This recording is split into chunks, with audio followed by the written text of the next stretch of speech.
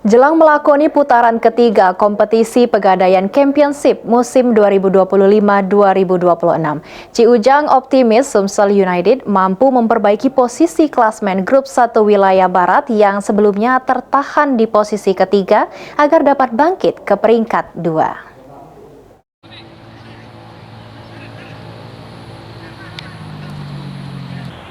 Pada putaran kedua kompetisi Pegadaian Championship musim 2025-2026, Sumsel United berada di posisi ketiga klasmen sementara Grup 1 Wilayah Barat setelah ditahan imbang Garuda Yaksa FC dengan skor 0-0.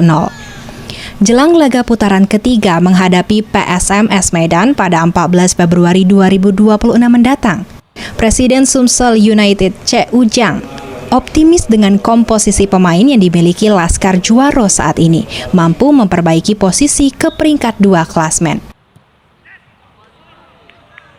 Untuk Sumsel United di putaran ketiga? Insya Allah putaran ketiga Sumsel United tanggal 14 dia main di Medan. Kita berdoa supaya dia menang, kalau bisa paling tidak dia tetap di ranking ketiga, kalau bisa dia ranking kedua paling tidak.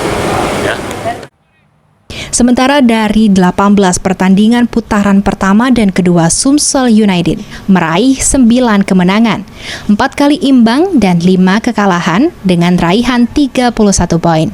Sementara Adiaksa di posisi kedua dengan 33 poin, terpaut 1 poin dengan Garuda Yaksa di posisi pertama dengan 34 poin. Eki Saputra, PAL TV.